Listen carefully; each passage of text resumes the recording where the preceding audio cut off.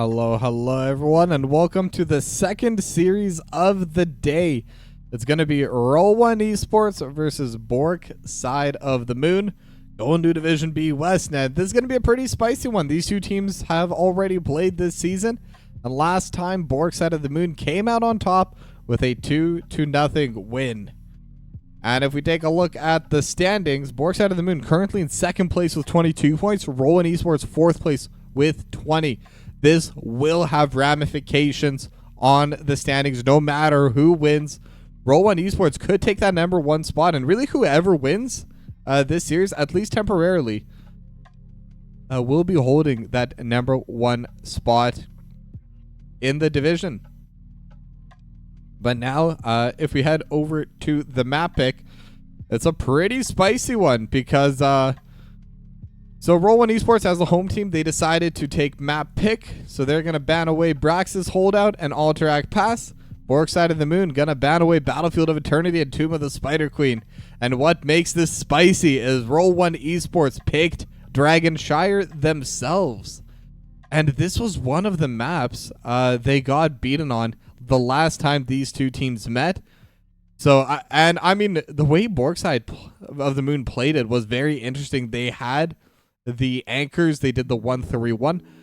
It's a very unique strategy, so I'm really excited to see what Roll1Esports have planned for this map. Now, for anyone just joining us for this series, we have reached the 100,000 points for the community challenge. So we will be giving away a t-shirt at the end of this series. Regardless of who wins, I'll have the giveaway starting during the interview. And then as soon as the interview ends, I'll make sure no one missed out who wants to participate. And then we'll be getting that giveaway going. So look forward to that. If you want to bring your friends in for that, let them know as well. Because rain or shine, we will be doing it as soon as this series ends. But yeah, for now, we are going to be waiting for these two teams to join in. We already have 4 from each side, so we're definitely going to be having a game. But I will take this moment, and I've actually behaved myself on this today, okay?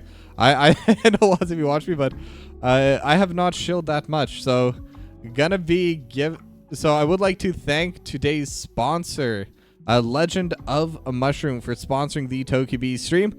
Legend of Mushroom is an idle RPG game. Rub the lamp, gain items, upgrade your mushrooms, get pals, and just watch the numbers go up as you go through different classes and through different dungeons. And you just get to have that little bit of a power fantasy. So Legend of Mushroom, download for free today. Link is in the chat, in the panel down below.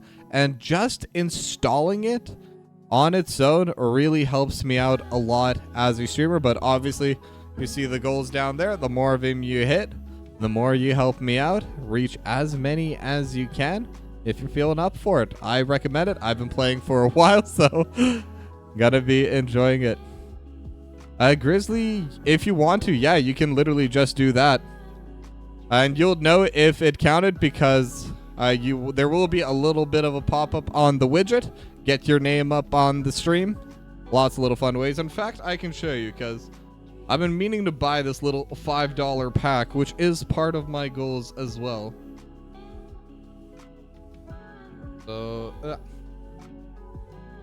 I do get that going, get into the shop, and I am seeing a $5 draw or $5 dungeon week pack. So just gonna purchase that. And I believe that should also be popping up on the widget down below, so you can definitely be sure to see that.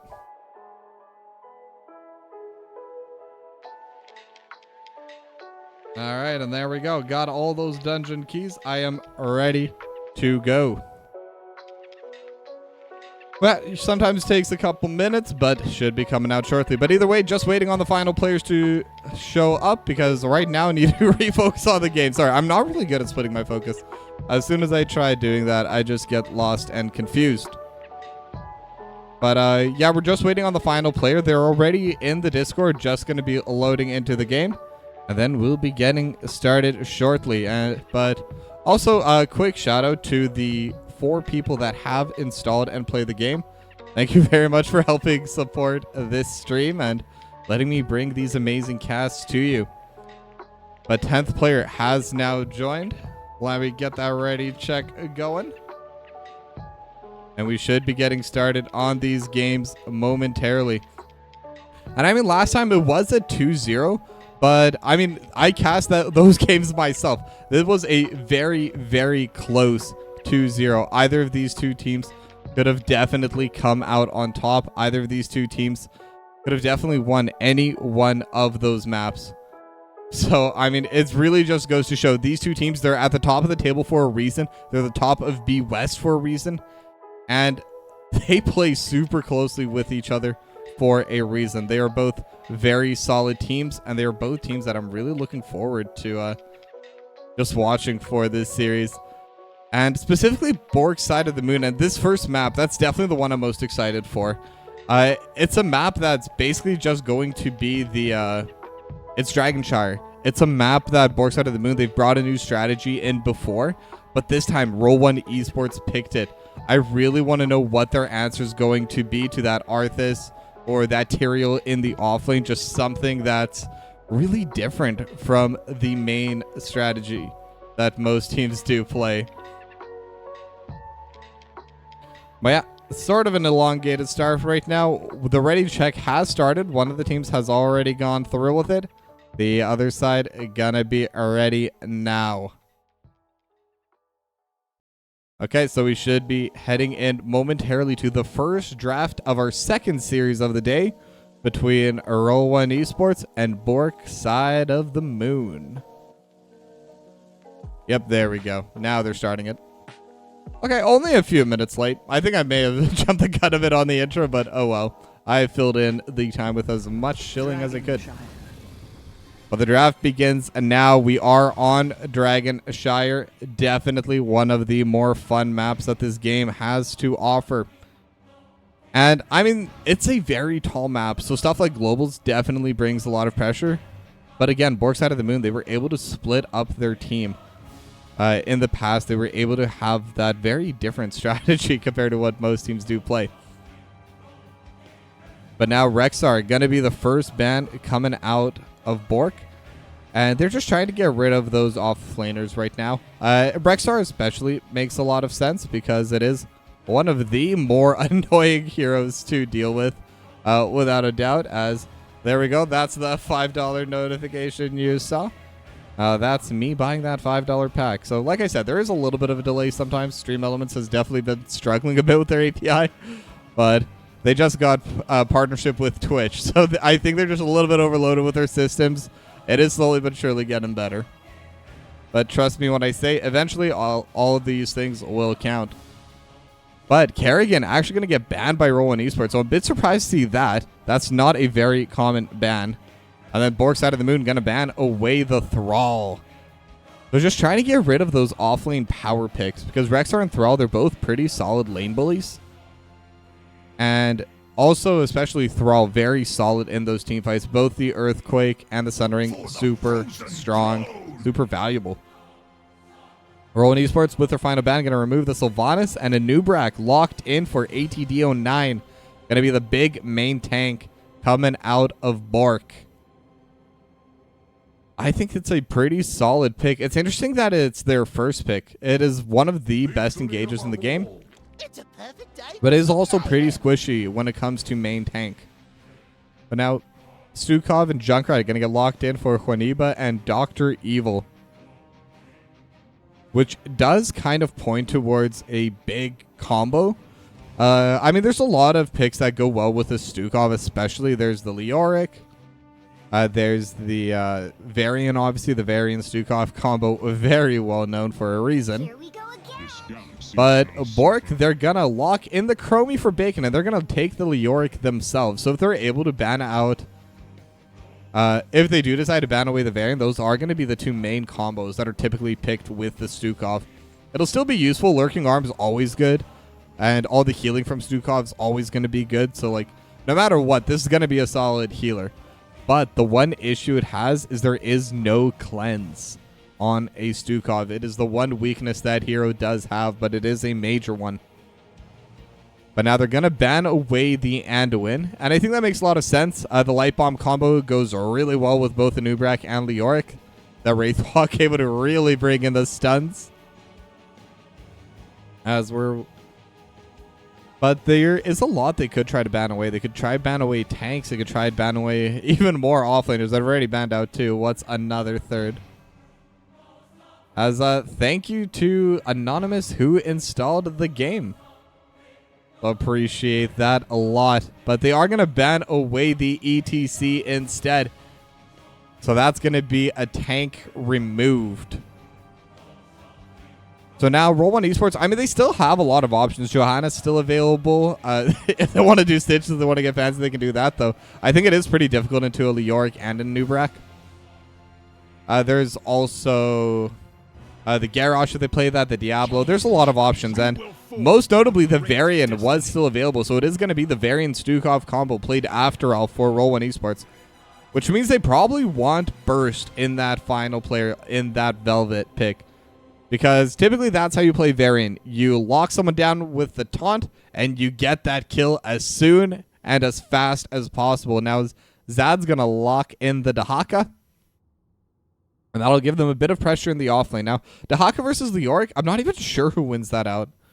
I do think Dahaka overall wins, quote-unquote, but I mean, neither of these two should really, realistically be able to kill each other. They both have a lot of sustain built into their kits. But a lot of global is going to get locked in for those last two picks for Bork. Brightwing for Silver Spy and Falstad for Grizzly 64. Those are both going to be able to move around the map. And Leoric 1v1 versus Dahaka may not be able to really come out on top. But with the Brightwing coming in, especially in the last second, could definitely turn the favor. But I said we needed some burst, and Orphea definitely going to be able to provide that with the Dread, with the Waltz, and especially with the Chomp. Going to have a ton of burst damage to whoever gets taunted. Now, Brightwing does have a cleanse, but Soothing Mist is a pretty long cooldown and an AoE cleanse. So won't be as reliable as some of those other options. But with that, the draft is done. Let's head into game number 1.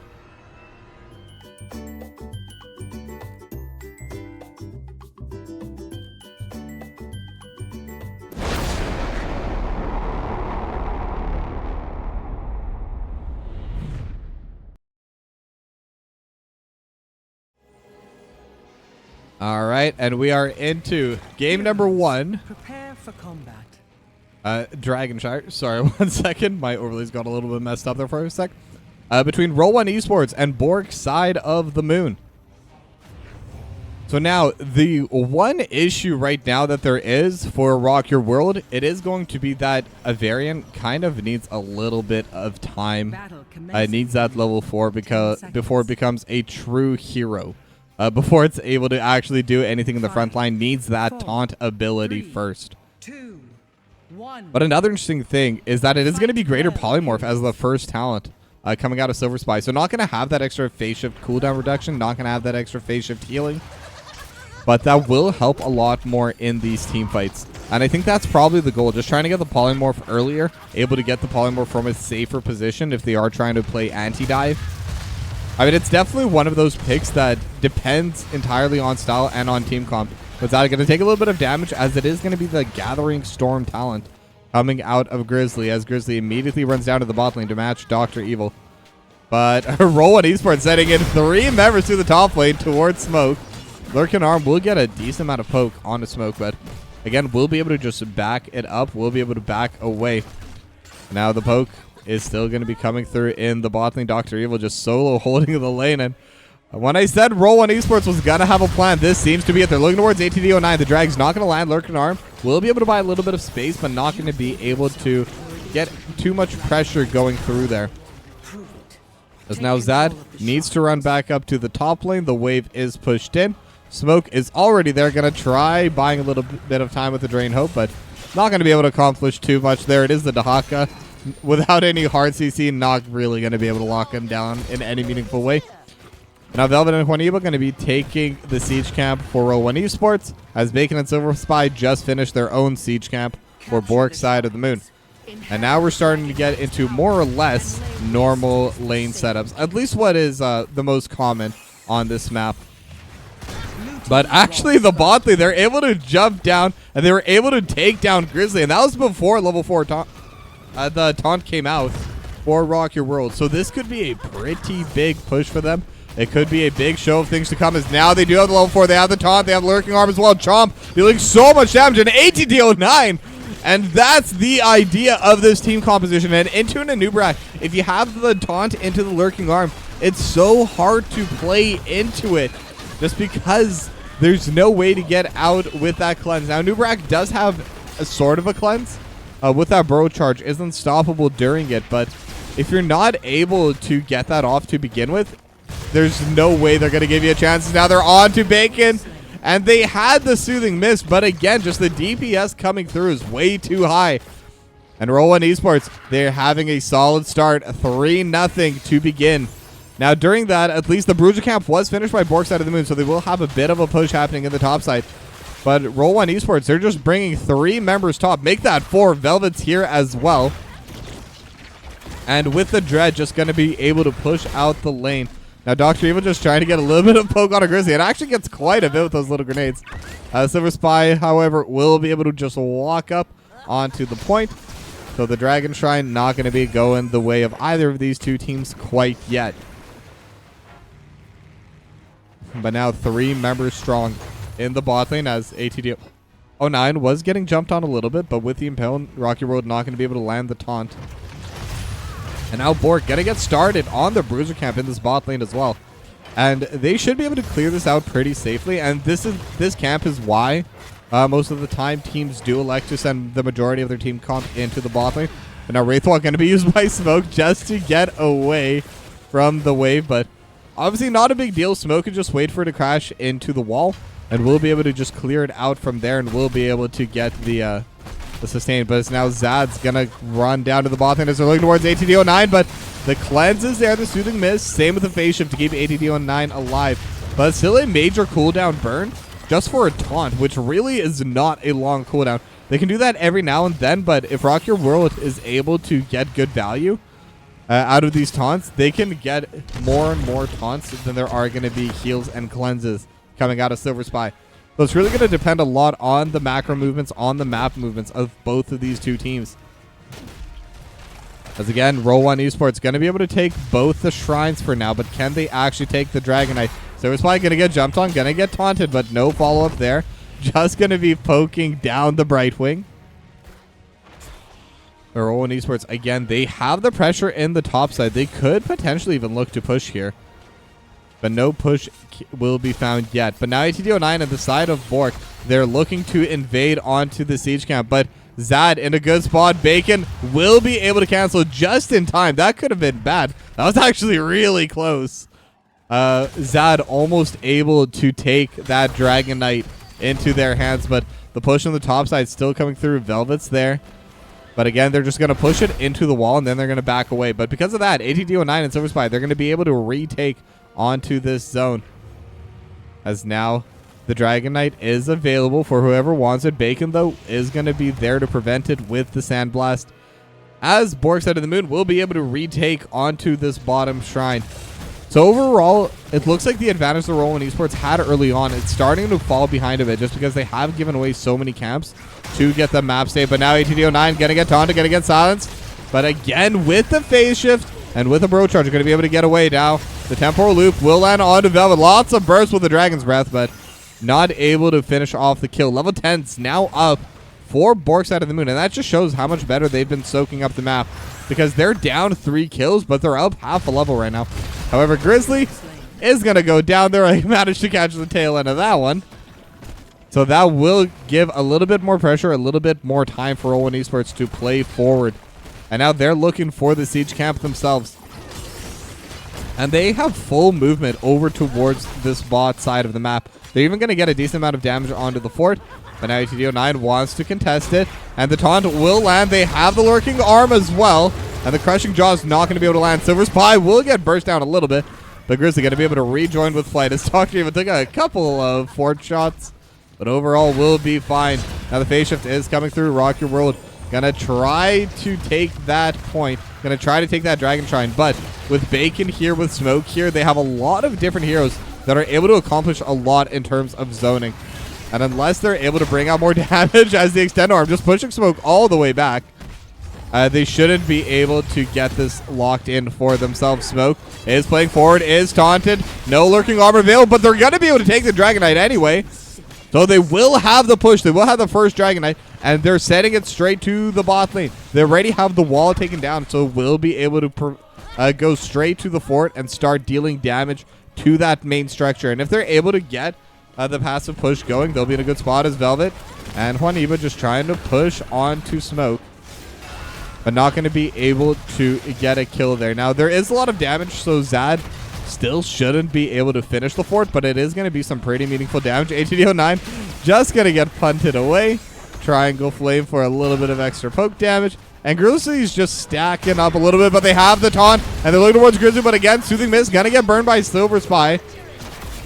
I didn't even know you could polymorph the Riptire, but apparently you can.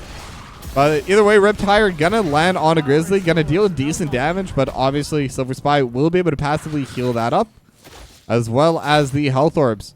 But that was the first Dragon Knight. It was able to accomplish at least some damage onto these structures, and it scales with time. As Rocket Road looking for a play, ATD09 will burrow charge away just in time. Could have definitely been a different move, but now Grizzly with a barrel roll going to be able to jump away as Dr. Evil just throwing more and more grenades. ATD09 will throw out the Impales. Juaniba will just walk out from the fort side. We'll tank a hit for it, but as a Stukov, as a healer, doesn't really matter. But Dr. Evil could be getting jumped upon, but with the concussion mine, going to be able to get out just before any threat does come through. Roll1Esports now, this time they will be able to secure their own siege camp. They're in a good spot to do so. Rock Your World just kind of preventing any kind of invade as well. And this was, and I should say this still is a very even map, and now Grizzly in a really bad spot trying to run away. The Rock Your World will be able to cut them off. The Gust is available if they need it. They have the taunt, they have the phase shift, but it's too late. The kill's already coming through, and now ATD09 also getting taken down a little below the Riptire, dealing a ton of burst damage, and that walks them right into this Bruiser camp. And this could be an opportunity for them to take down the fort, because the Bruiser camp will definitely give them a little bit of space as looking towards ATD09, but Concussion Mine and the Lurking Arm not going to come out in time, as luckily ATD09 will be able to just jump away. But now they have the Siege camp, they have the Bruiser camp, and they do have Velvet and Dr. Evil DPSing over top, and that will be the first fort going down in favor of Roll1Esports. And just as the shrines are spawning, so this bot lane will be much easier for them to hold on to. As Roll1Esports also looking for that next set of siege camps. Extendo Arm just going to get burned onto nothing, but very short cooldown. I believe it's like 18 seconds. But now the taunt onto ATD09. They have the Lurking Arm slow as well. Concussion might to bring them further back, but not going to be enough for the kill. But now the Gust bring them all into the wall. Crushing Jaws, not going to land onto anyone. There, Stukov is stuck in the cocoon, but Velvet and Dr. Evil will be able to bring them out. Rocket World starting to get low, but the healing will come out. Juaniba just trying to buy some space in the back line, and everyone is getting low, but Rocket World got to be the first one to go down. Time Trap has landed onto Velvet. Polymorph as well, but the Vault is going to bring enough space, and Smoke will get traded back.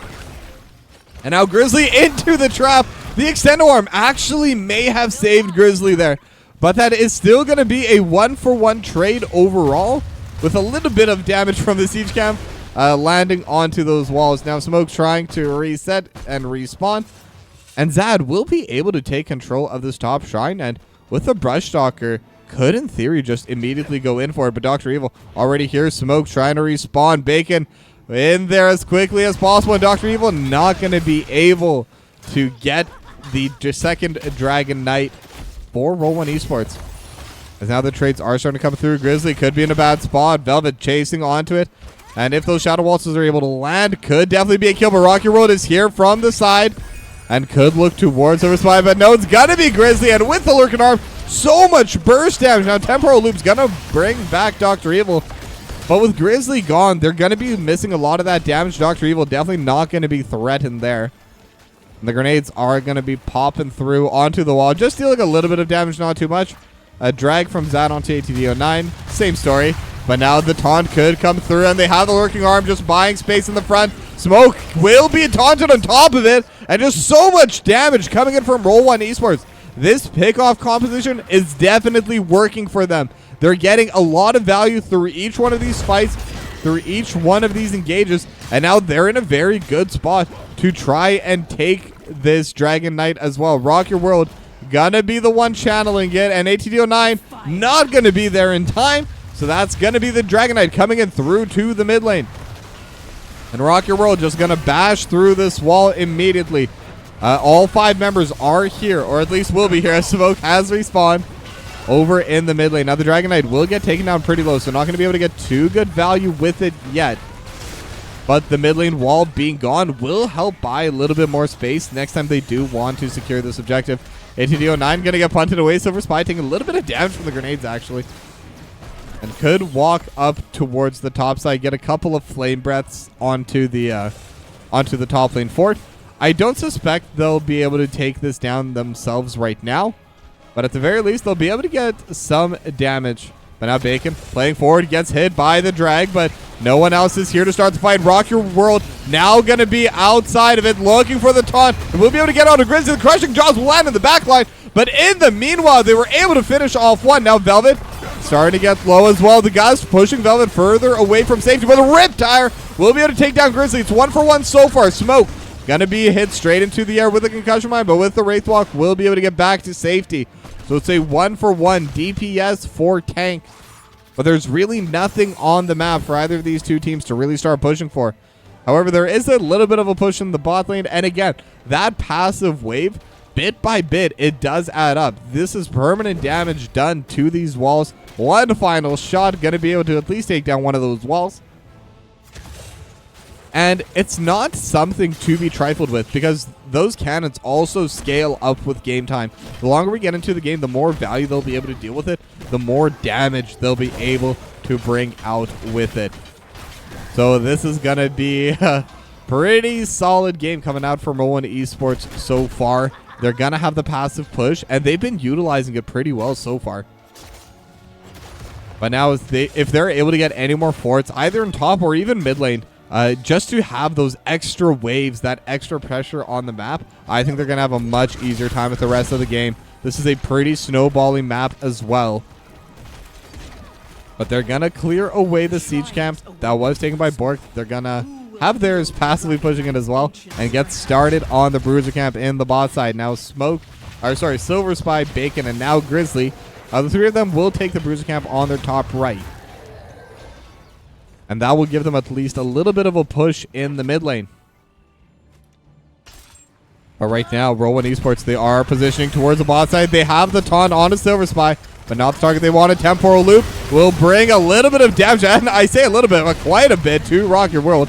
That's going to be the double loop now. Smoke with the Wraithwalk trying to get in. Will land it onto Juaniba, but the Extended Worm buying enough time. The Crushing Jaws land and will buy even more time now. ATD09 getting pushed into the backline, but they're calling back. They only have 4 members here. Rock Your World is low. And with Zad trying to deal with his top side, trying to deal with his Bruiser camp, there's no reason for them to try and force a fight here. But now ATD09 might be in a bad spot. The Impale will buy enough space, though, for the Anubrak to get away, as now Zad has spawned down in the bot here as well. We're using that Brush Stalker, as the grenades will explode in a sec. Not going to be able to land onto ATD09. I was wondering if that was going to be in range after with the AoE. But either way, neither side able to get the kills. Level 20 is now up, though, for Roll1Esports. So they will be in a pretty good spot if they can get a fight started. But now, instead, it looks like ATD09 jumping towards Dr. Evil. The double loop not going to be coming through. But now they have control of both these shrines. They have control of the mid lane. And Bacon gonna get taunted. That's the target they want. Stasis is there, but so is the Riptire. And sorry about that'll be it. Phase Shift not even going to be able to come out. And Bacon is also their best way of defending this from range. So that's definitely going to be a Dragon Knight coming through for Roll1Esports. Zad walking it into the mid lane. just going to start whacking away at these. And actually, I thought they were going to be whacking away at these fourth, but they're just going to walk through that and start playing towards this bot side. They still have over a minute left on this Dragon Knight. They've already taken this mid lane forward, so they're going to have that passive push, but they want more. They want to keep. If they can get a consistent push in this bot lane, those cannons spawning on every single wave, now is the time to go for it. Now the Dragon Knight has scaled more and more into the game, and there we go. We got ourselves the Tokibi pause. So we'll see what's going on, but it does seem like the kids are yelling in the background, so they need to go and figure out what's going on there. So could be a little bit of an elongated break. We'll see. But such is life. Some of these players are parents. Some of these players work nights. Some work mornings. But luckily, we were all able to come together and just play this fantastic game that we all love and hold dear, that Heroes of the Storm. I myself have been getting back into actually playing the game instead of casting it. I might even be able to hit my first time ever 50 wins in a season. I definitely spend most of my time casting games. I just don't have the focus to play it, but I've been having a lot of fun. I've been learning Healer, been learning the Brightwing, Anduin, Stukov. Slowly but surely starting to learn Oriole. I'm still terrible at it. I've definitely inted away a couple games, much to the dismay of my teammates in Storm League. I mean, I can play her fine when it comes to like ARAM and quick match, but stuff's very different once you hit ranked, you know? But either way, I've been having fun with it. And as far as I'm concerned, that's the main thing that matters. But this is a very interesting pause timer because a fight could definitely break out here at any moment once the pause does end. And frankly, I'm not even sure who has the advantageous position. Both these teams do have their level 20s. They have all their final talents. And because Zad is in the Dragon Knight, won't be able to accomplish as much in the team fight. We'll at least be able to punt someone away. That on its own could really help win the team fight, but won't have the isolation, won't have the dragon, won't have that big Zerg crocodile thing. I still don't see it as a Zerg, I'll be honest. For those of you that didn't know who weren't around, but I only found out that Dahaka was supposed to be a Zerg like yesterday or the day before. I just genuinely had no idea. Like I always thought it was like some weird demon thing from Diablo. All right, the kiddo is settled. It looks like we will be heading into the game soon. Gonna turn off the music now so I'm not too lost. I gotta be quick on this in-game button because definitely don't want to miss a single second of this team fight. But we will be heading back in shortly. Hold. Especially because I turn off the chat myself, so I don't even see when they're counting it down. But I'm ready at every single moment. And there we are. Okay. Didn't miss a single thing. Don't even worry. And now the punt was supposed to come out on ATD09. And I was gearing up for a team fight, but the team fight never coming through. So now we are back in. The Riptide going to be coming forward, just buying a little bit of time and a little bit of space. And wow, Grizzly gets chunked down between the punt and the Riptire. And it does have that extra oomph talent coming out, so they will be able to have more and more of the Riptires coming through very shortly. And it can easily use them as poke because Brightwing's one of those heroes, does provide a good amount of AoE healing, but the burst healing is pretty poor for that hero. Phase Shift is the only main one, but without the Phase Shift talent level 1, definitely losing out a little bit on that value. Dahaka's a primal Zerg. I need to look into the lore for Dahaka, or just honestly StarCraft. I have played a decent amount of WoW. I've never played Diablo either, but either way, Rocky Road getting jumped upon in the mid lane. They have the temporal loop, and they have the double loop coming through, and they will be able to take down Rocky World. And now the Riptire will be able to land on 2-4. They've already taken the siege camp, so nothing is going to be available for them to steal here. As now ATD09 still playing forward, looking for Dr. Evil. They have 4 members here. Riptire was thrown out, but immediately canceled the last little bit of that impale.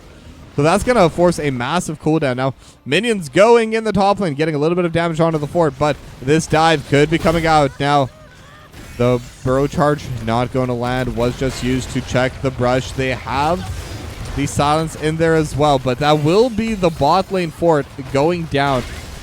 And Roll1Esports will be finally evened out in the bot lane. Bork side of the moon will have that push in their favor. But in the top lane, things are a little bit different. Zad could be threatening that top lane fort. As now, with quite a bit of damage, there's actually ATD09. Could have gone a little bit too deep. It extended arm into the wall, but the wall will get taken down by Smoke and Silver Spy. Luckily, they did not have the burst damage, and they don't have the taunt from Rock Your World there. And I think that definitely solves a lot of that pressure. But Zad will at least be able to trade the fort in the top side. So it is just going to be an overall trade of forts. So they had their top lane in an even state, but now they're going to trade that for this bot lane. As ATD09 walking forward, Rock Your World has the taunt. They have the lurking arm as well. They have the chomp. Just needs a little bit more hits, and they will be able to get it. But now the temporal loop onto Juaniba, and they have the polymorph. They're immediately able to get onto one. Now Riptire has a lot of space, but the wind wall will prevent the rest of the follow-up. So it is just going to be a 1-for-1 trade, and both teams are just going to call it quits from that. But it is healer for tank, so both these two teams do kind of need both of those members to be alive to get a max value out of really anything on the map. However, Rock Your World with Velvet and Dr. Evil could definitely still look to burst someone down. And Dr. Evil going to throw out the Riptire, just going to be used to zone. The polymorph does come through, but either way it lands on all four members and can just send another one if Dr. Evil really feels like it. But instead, they're just going to safely take their siege camp. And actually, the Dragon Knight was up for Zad to take. They had full pressure at the top. They had full pressure at the bot lane. And now this is where the push is going to be coming through. The mid lane wall is starting to get pretty low as well. And with those triangle fires, should be able to burn down most of it. And now they have the siege pushing down into this bot lane. Looking for the Riptire, just buying a little bit of space. And the Riptire is such a good zoning tool. It's going to land onto two, but now they have Cocoon onto Velvet. They're going to try breaking it, so Velvet is free. But now they have the polymorph onto Rock Your World with the double temporal loop.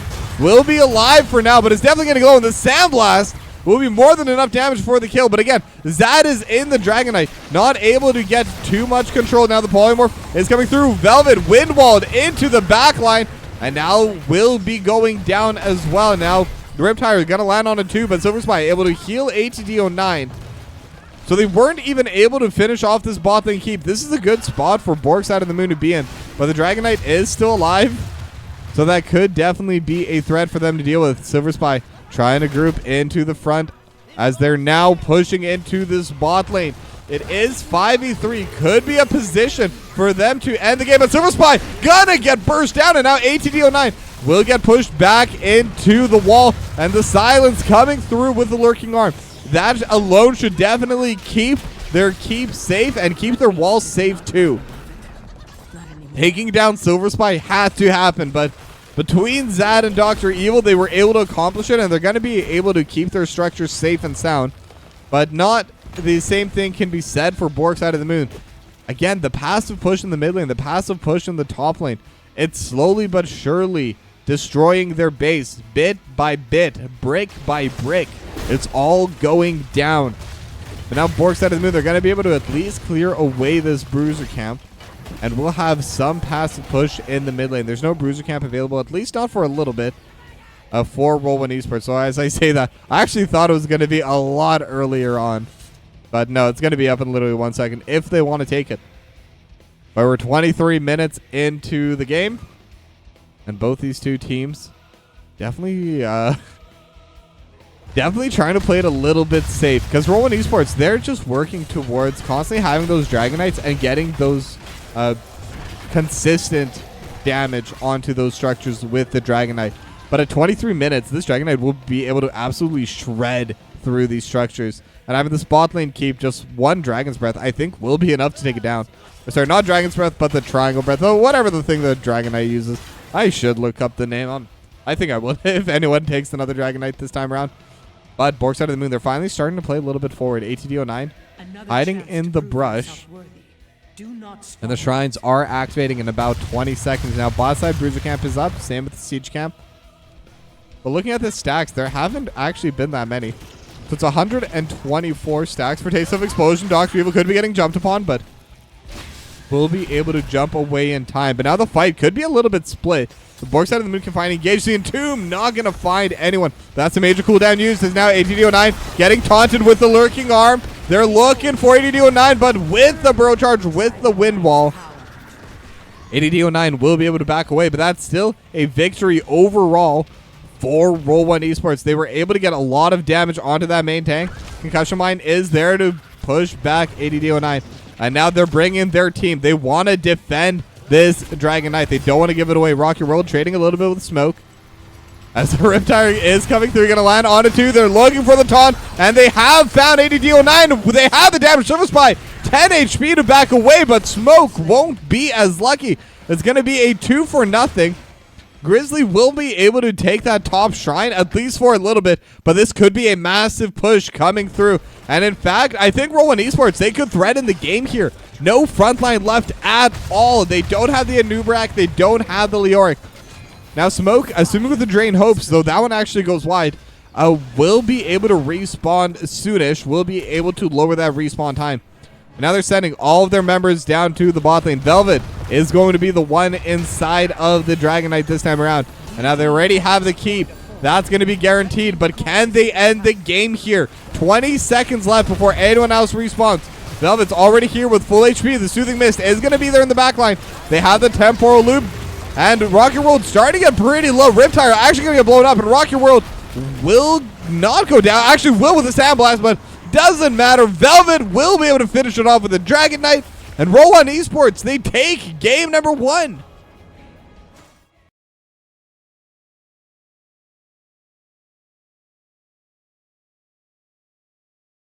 I mean, I was curious what Roll1Esports had prepped for this game, and I gotta say, they were prepped well. The pick-off team comp worked wonders for them because it doesn't really matter how tanky the composition of Bork side of the moon was. Even Smoke, even ATD09, if they were caught in the taunt with the right positioning, they were going to get burst down immediately. And then the other members, they just started by sending 4 to the top lane immediately. They were able to push Smoke off. They were able to get a bit of structural damage, and they were able to get a lot of those early kills as well. Some of them even before the taunt came online for Rocky World. So I really like this adaptation for Roll1Esports, but Bork, they still played super well. This was still a really close game, and that's considering this is a pretty snowballing map. They were able to defend super well, just unfortunately never able to bring it back onto their side of the map. Well, that being said, we're going to go to a break, but once again, before I do, reminding everyone, the giveaway has been achieved. So after this series is over, we will be giving away an NGS t-shirt. So be sure to stick around for the post-game, for the post-series, and join the giveaway/raffle. Now with that, we're going to go to a short break, and when we come back, it'll be game 2, so don't go anywhere.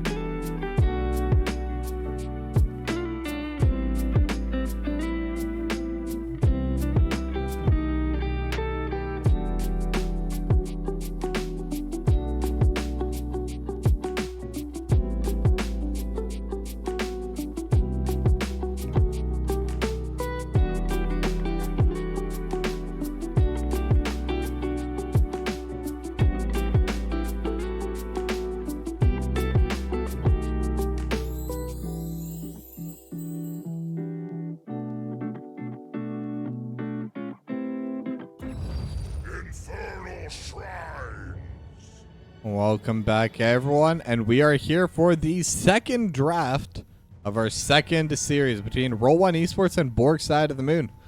Roll1Esports currently up in the lead 1-0. If they're able to get this win, they will be able to get that domination, but obviously Bork Side of the Moon, they want to try and prevent that. They want to try and get that reverse sweep in their hands. But Infernal Shrine, definitely a different map this time around. It's still a 3-lane map. I believe both of the 2-lane maps were banned out. Yeah, Braxton and Battlefield are both banned away. But this is also a different type of objective. They don't need control of the entire map at the same time to be able to secure it. And also the objective mostly focuses on damaging heroes instead of structure. So this will need a push behind the Punisher. As I should get the prediction going. Did I never started one in the game one. Whoops. Well, we'll get one for this one. Roll1Esports, Bork Side of the Moon. Close enough. I'm sure no one even noticed. But they're all going to be banned again by Bork Side of the Moon. So they're very worried about that. And I believe Velvet plays it as well. So it is that both offlaner and melee assassin threat that could be coming out of Roll1Esports. And having those flex picks definitely helps out a lot in terms of drafting, helps out a lot in terms of formulating strategies and building around it. But Kerrigan gonna get banned again by Roll1Esports. Kind of the same reasoning, I think. Though this time around, the Kerrigan is typically only played as a melee assassin, but with the right team comp behind it, it can be devastating. Can be very difficult to deal with, and can absolutely run away with and snowball games. Now, the next ban from Bork Side of the Moon is going to be the Deckard Cain. Just going to get rid of that poor old man throwing little potions around. But, I mean, it is a powerful healer, and it's a very powerful setup as well. When is the stream VOD for a match going to be ready? I typically send them out at the latest the night after. I usually set it up while I'm at work. So probably tomorrow morning, tomorrow midday, that's when the VOD will be ready. But Sylvanas is going to be banned out by Roll1Esports as well. I mean, worst case, you can just click through my Twitch VOD. That's going to be up. I think it's up right now even. But if you want the YouTube version of it, that will be tomorrow. But But first pick, gonna be the Junkrat for Grizzly64. And we saw how much value that Junkrat had in game number 1. Dealing so much damage with those rip tires. Those rip tires were absolutely excellently placed. And that one combo with Zad as well, just being able to absolutely delete Silver Spy. I mean, that combination really made it work for them. But slight different trades here, because this time Junkrat going to be on Bork, but the Anubrak is going to be going towards Roll1Esports. They have the Stukov and the Anubrak together now. It's not something that's normally combo together, but obviously Anubrak has 2 full stuns, has a cocoon. If you're able to place the lurking arm on top of the cocoon when you know it's about to hatch, or I don't know if it's called hatching, but that's what we're going to call it if the cocoon hatches, will be a threat. And okay, interesting picks here. ETC for ATD09 and the Uther for Silver Spy. So gonna be very interesting there, because the Uther will have a lot of stuns, same with the ETC. And we saw in the last series the double healer, and Uther's probably the single best healer to run double healer with. Now, I don't know if Bacon or Smoke do that. I don't know if it's a strategy that Bork's been running, but definitely something to keep an eye on for this draft. But Roll1Esports is going to ban away the Leoric. They want to prevent that kind of combo coming through again. And then looking for the next ban. And Hoku, so once the VOD has already been recorded and streamed, someone else, you can already watch the VOD like as I stream it pretty much. So that part's always going to be live. And then for the VODs for YouTube, yes, I make sure to split them. I try to cut some of the dead air time. But yeah, the two games are going to be split before I upload it to YouTube, so it's not going to be one big stream. And the final ban is going to be the Mephisto for Bork side of the moon. But Roll1Esports locking in the Falstad and the Malthael. Dr. Evil going to be playing the Falstad and Zad on the Malthael. Now, I haven't seen too much Malthael this season. I've seen a little bit of it, so it's not that it hasn't been picked at all. In fact, I think I've seen basically every single hero except for the... oh, I don't even remember what he's called. The guy that basically sits in base and spawns bugs and puts hats on people. I forget what he's called. He's not relevant outside of quick play. But Sonya and Vala going to be the last two picks. So Bork side of the moon, they have a very, very solid teamfight composition. Lots of damage, lots of CC. I mean, this is a pretty scary comp. I mean, I definitely would not want to fight into that. Now, one potential issue with them... actually, no, not even. They're going to be really good at killing the... they're going to be really good at killing the skeletons. They're going to be really good at controlling the area. Only thing is, ETC might not be as tanky as some of the other tanks, but I mean, I don't think that's going to be a problem at all. I genuinely really like this draft from Bork side of the moon. I think they're looking really scary. Abathur, oh, that's the guy. Thank you, Vorial. And Orphea, once again, going to get locked in for Velvet, but I don't want to be a biased caster, but I mean, my opinion on this draft is there is going to be a game 3. But before we head into game 2, quick shout out to the sponsor of today's stream, Legend of Mushroom. 5 of you have already installed it, but here's what you could be in for.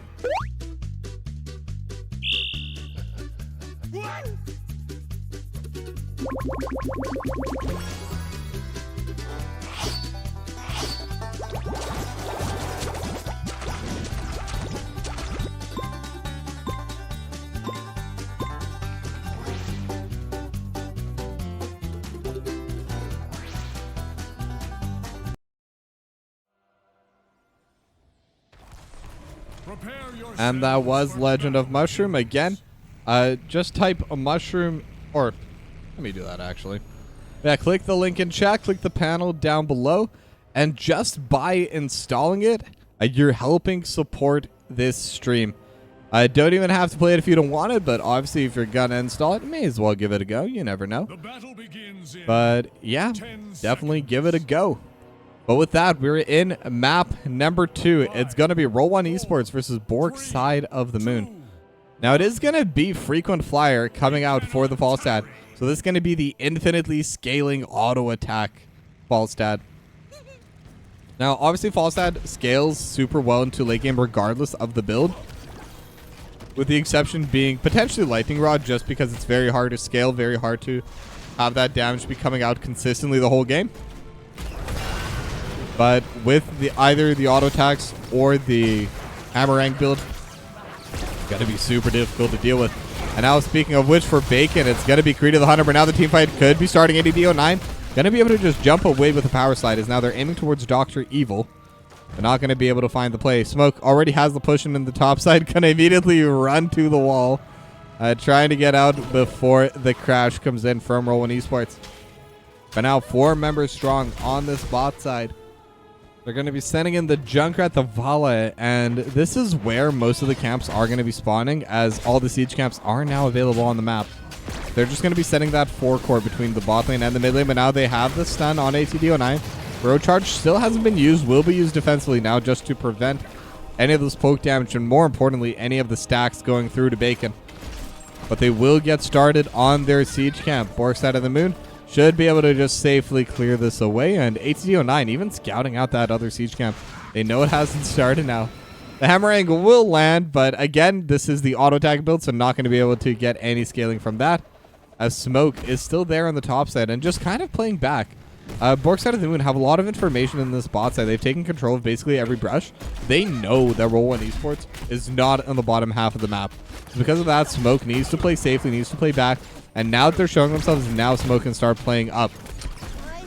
Now Siege Camp will get finished off, and they're looking for the Bro Charge. Rocket Roll gonna get stunned up immediately, but now the team fight is coming through. The Impale does land onto Bacon.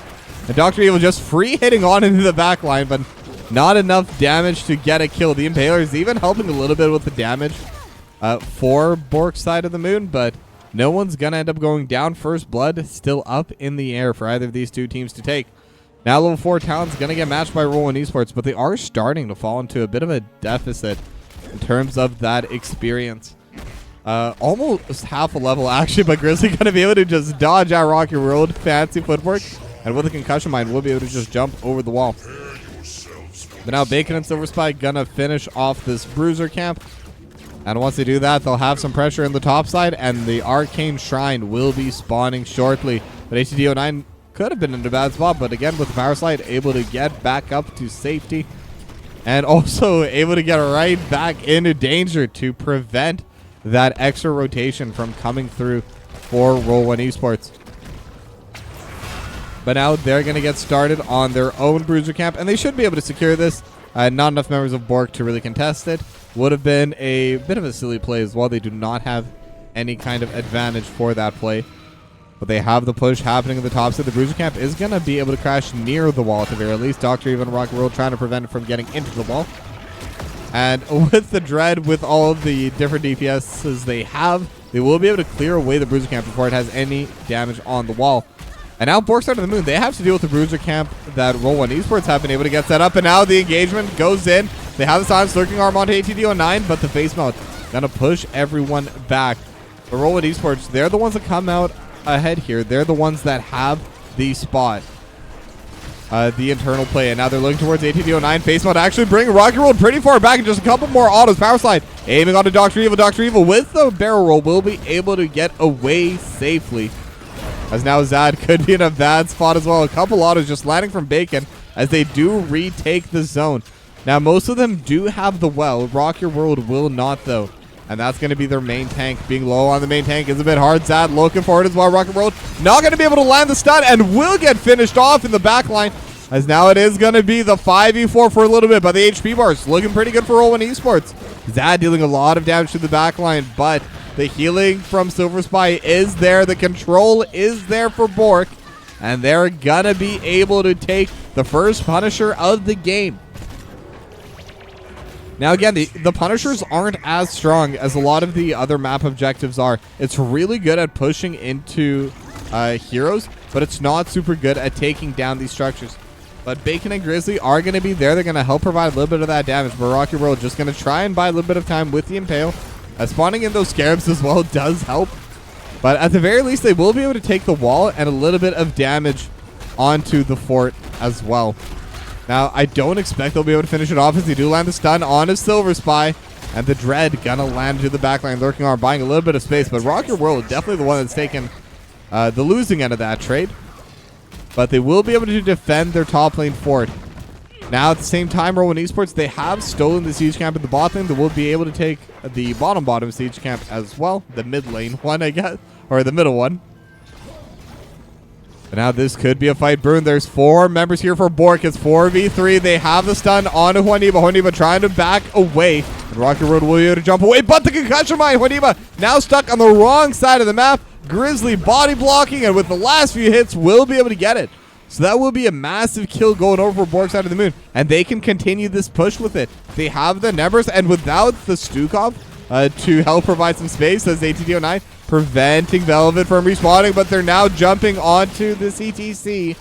But the damage just isn't there. Velvet pretty low on mana, trying to use that Shadow Wall, trying to create some space, clear those waves. But it's dangerous because Velvet can't really walk forward. But luckily they were able to get one of the health orbs.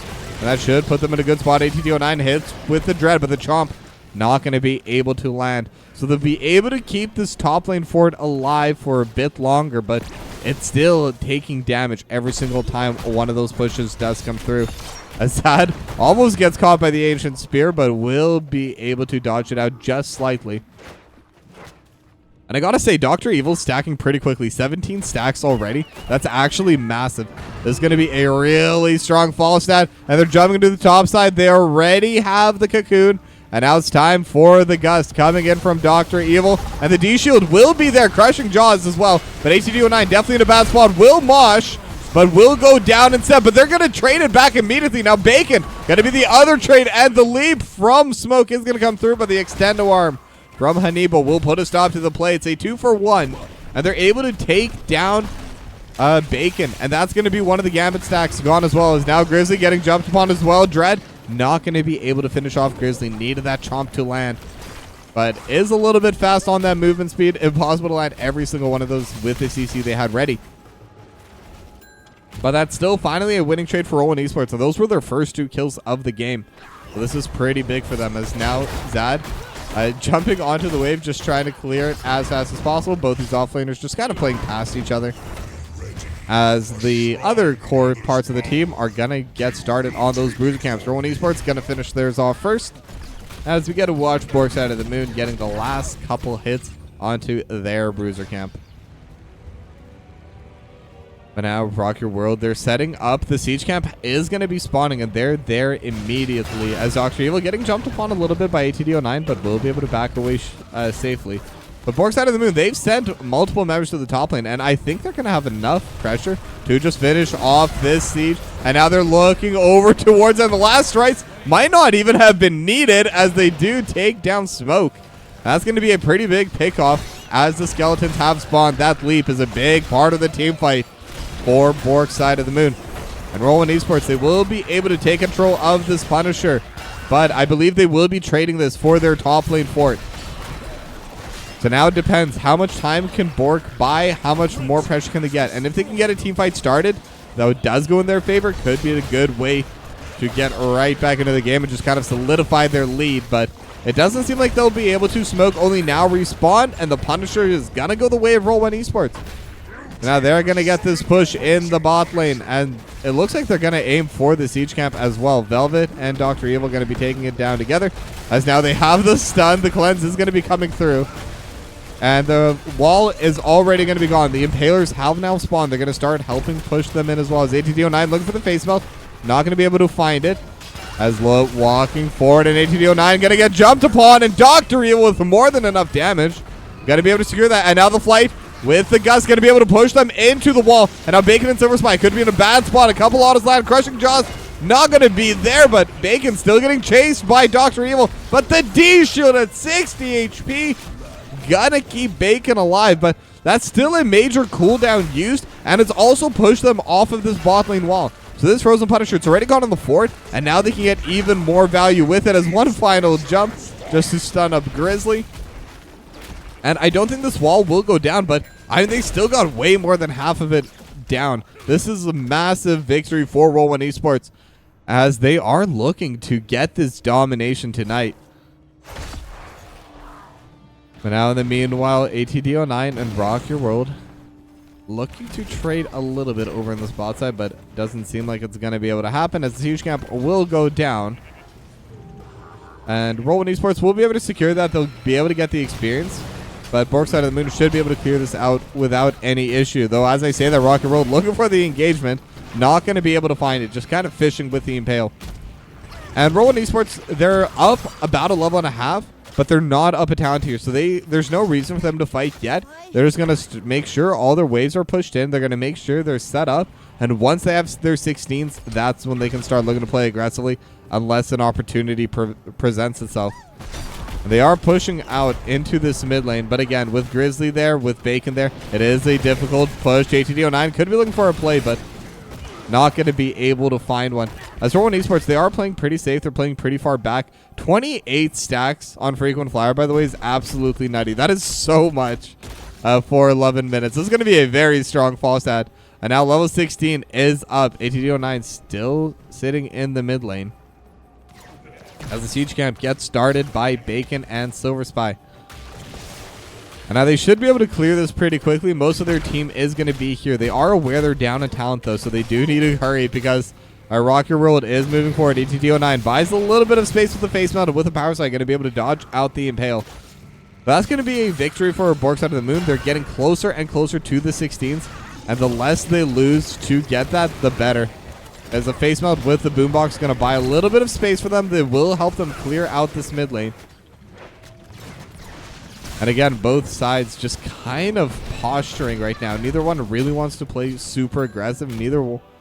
It's kind of reminiscent of parts of that game one, where neither one really wants to be the one to start the play, because if you mess up the engage, it could turn the game around entirely. Because Bork Side of the Moon, they're definitely behind, but they're not that far behind, and they can definitely slowly but surely just scale up into the late game. Once they finish off this Bruiser Camp, they will be level 16, so they will be able to fight this Shrine as equals. They'll be down a couple of stats from the 1 level, but with the talents, it doesn't really matter that much. In fact, won't even need the Bruiser Camp right away, as both sides just waiting each other out. The Silver Spy is going to be the first to get it. Velvet's going to be the second. As ATD09 already went forward, going to dodge out onto the Impale. They could look for Rock Your World, but Power Slide is still down from that initial movement.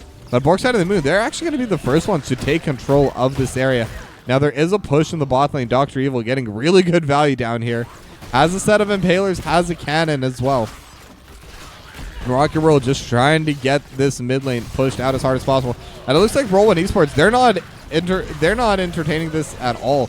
They're just going to try to walk up, try and get as much value in this bot lane as possible. Dr. Evil just going to be pushing in and getting a lot of value onto this keep. Now the Impale not going to be able to land, as Bacon will at least be able to get a little bit of damage traded back. But, I mean, this keep is getting really low. It's just going to be smoked down here, 1v1.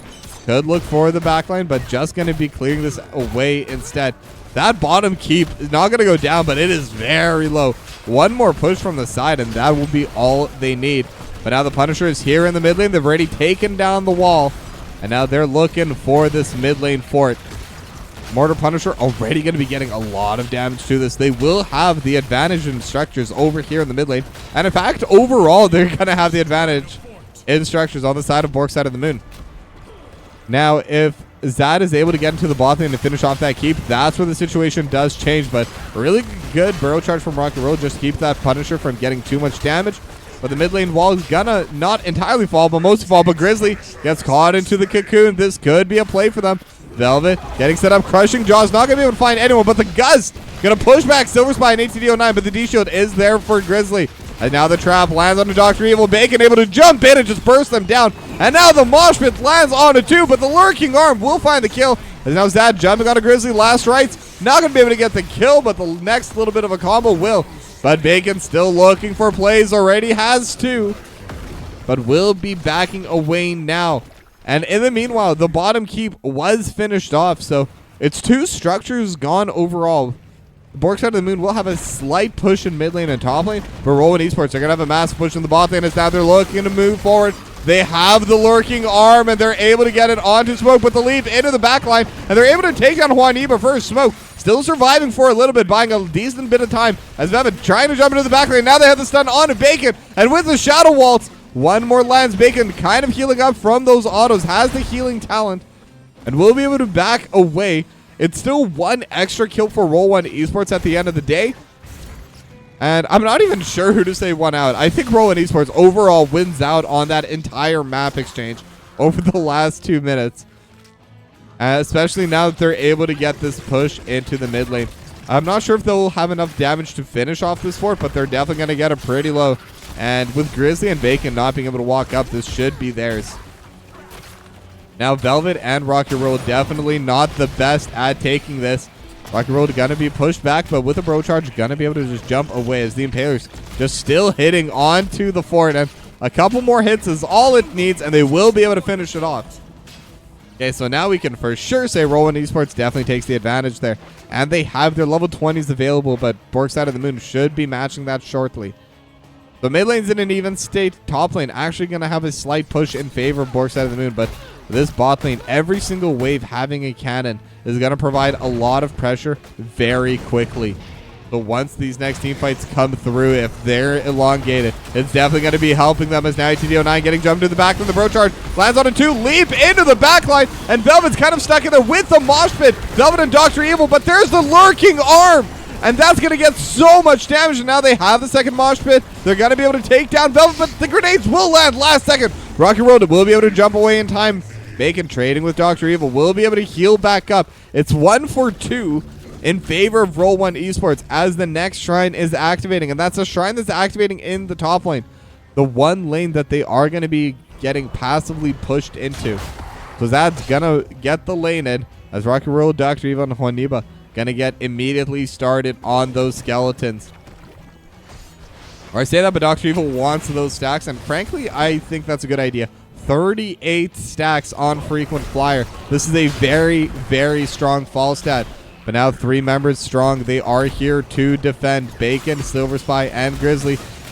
Bacon just trying to get some auto attacks. Gets hit by the Impale, but no one's pulling the trigger quite yet. Cocoon up in 7 seconds. As now Dr. Evil able to get the wind wall. They're completely stuck on the wrong side, and Grizzly jumps away. Silver Spy will be the first to go with the last rights, and now Bacon trying to play 1v4 and will be able to get a decent amount of damage onto Zad. And actually, the Cocoon probably saved Zad's life. But now the Lurking Arm with the Impale. They're going to be able to finish off Bacon. The Riptire will land, but it's only going to hit onto 2. And this should be the Punisher going the way of Roll1Esports. And they're taking a pretty solid advantage on the map. This top lane fort should be theirs pretty freely. Bacon deals so much damage that Grizzly alone as a DPS, I don't think should be able to finish anyone off. Unless they manage to get a massive combo with ATD and Smoke and Grizzly, I don't think they're going to be able to finish anyone off here. Now the Arcane Punisher has spawned. They're all just absolutely totaling this top lane fort. But the push will continue. They already have the bot lane keep. They're going to be able to even out the pressure on the top side, but can they get more? And if they can, how much more? The wave is gone. ATD09 going to get jumped upon, gets hit by the Impale as well, and forced to power slide away. And now Dr. Evil and the entire squad of Roll1Esports, they can hit this wall for free. As the Arcane Punisher just going to get started on this top lane keep. Now the final counter tower is still up, and now the fight could be breaking out. They have the mosh pit onto all 5 members. Do they have the damage? Bacon just trying to DPS. Rocky Road is going to be the first to go. Dr. Evil second. Velvet stuck into the fort and will go down. Now Bacon still chasing forward onto Juaniba. Will be able to get 1, 2 autos, and that's going to be a 4 for nothing. The 5-man mosh pit from ATD09 just accomplishing so much. They needed that team fight so badly. But what can they get out of it? They have 40 seconds. Do they have a wave anywhere? None of the keeps are low enough that they can really push forward safely through it. But it looks like they're going to try over with this mid lane. They're going to clear away this wave. ATD09 going to be tanking onto this keep. It looks like Bork, they want to try and end the game here. And I think this is a good opportunity for them to look for it. But Zad going to try matching it in the bot lane.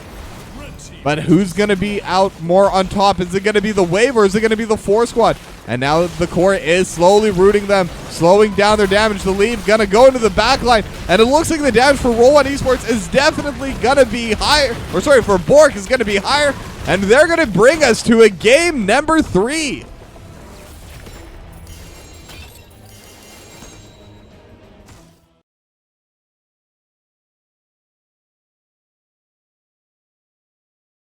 And now we have a series on our hands. Bork side of the moon able to come out on top this time around. We're going to a game 3.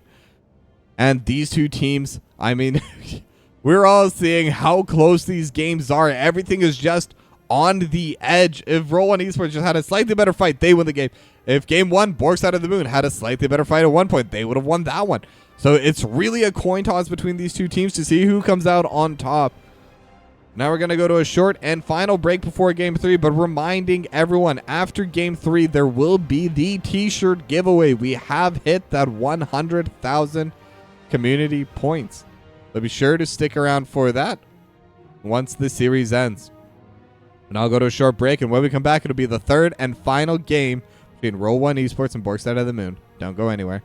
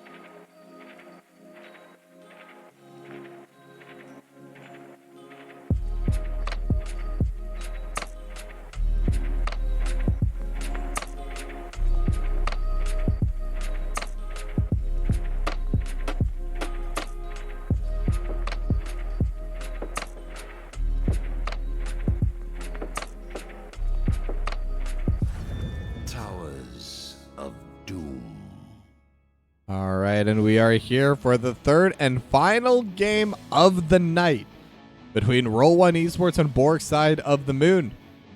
Score is tied 1-1, so this third game, it's worth 2 points for whichever team is going to be able to come out on top. And I mean, whoever wins is, I believe, at least temporarily, going to be in that first position for Div B West. Yeah, I'm looking at the ranks. Whoever wins this game is, at least for the end of the night, will be number 1 in the division. But Thrall going to be the first ban once again by Bork side of the moon, and it does seem like they're targeting basically the same bans as before. But now, by the way, it is Towers of Doom, so it's pretty fun that, like, I think this is the third or maybe fourth cast in a row where the deciding game has been Towers. And I mean, we've had a lot of absolute bangers on this map. This is the map to be the decider. So very much looking forward to this game. Very much looking forward to seeing how these teams will start playing. But now Sylvanas is going to be banned out by Roll1Esports. Last time they did ban him, but it was their second ban. But interesting to see what they have decided to change this time around. I'm wondering if they're still going to keep the same bans as last time, just swapping out the order, but we will have to see. And the Lost Vikings going to get banned by Bork side of the moon. And I mean, for those of you that did watch the first series of today, you know how much value these Vikings can have. And those of you who watched this series yesterday, that heroic division, Vikings dominate on this map. If you're able to get that level 16 to level 20 and you're in a position where you're not super far behind, Vikings can absolutely just win you the game from there. They're so powerful, they're so strong, and they're just a lot of fun to watch. But Junkrat, gonna be the final ban for Roll1Esports. Now, I believe they did ban that away. No, it was never banned away. It's picked in both game 1 and 2. But, so this is gonna be our first game without it. But it is Towers, so being able to control maps is important, but also being able to double soak is important. And a lot of the big double soakers are still available, at least the main meta ones. Leoric, Dahaka, Blaze. There's definitely options. Zeratul definitely less picked, but is also very good at that double soak. And we did see that over in that Div A game earlier today. But instead it's going to be the Falstad. First pick for Bacon for Bork side of the moon. That's going to really help their damage. I wonder what build they're going to go this time around, because I think either would be fine, but hammering might be a bit easier to stack. Really depends on how the game is going to be going. Rocky Road gonna run the Anubrak, and Juaniba gonna run the Stukov back. They weren't able to win that game number 2, but I mean, they were in control for a good chunk of it. It was just a one team fight that Bork were able to win, and they were able to take the game just off of that one single team fight. And now Silver Spy gonna play Whitemane, and Grizzly gonna be on the Vala this time. So they have a lot of scaling on the side of Bork side of the moon. Falstad and Vala scale extremely well into the late game.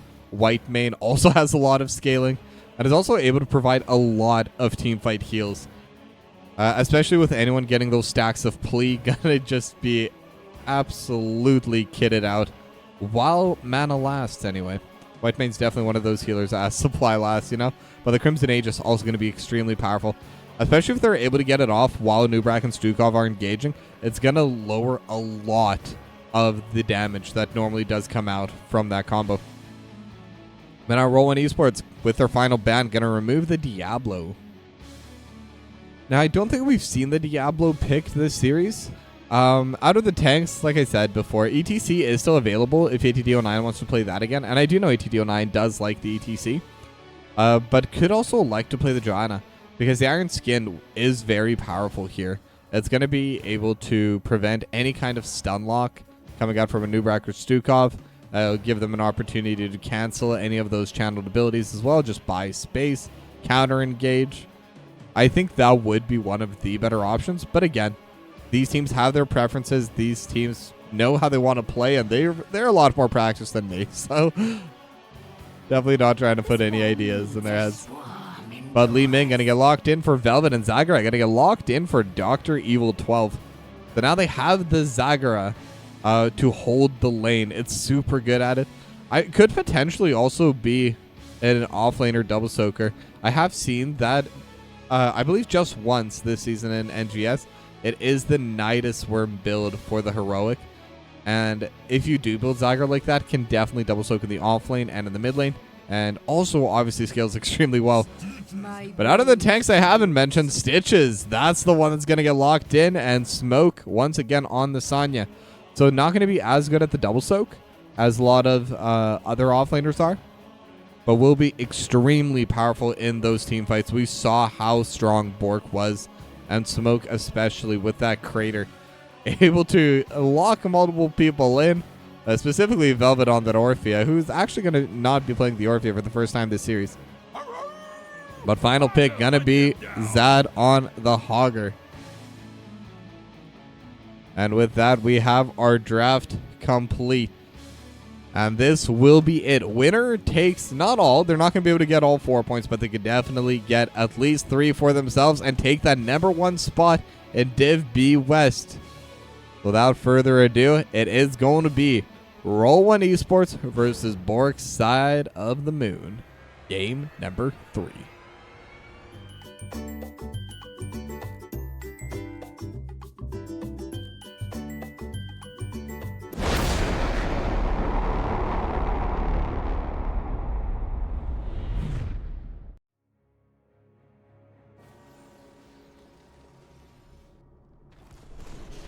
All right, and we are loading in Towers of Doom.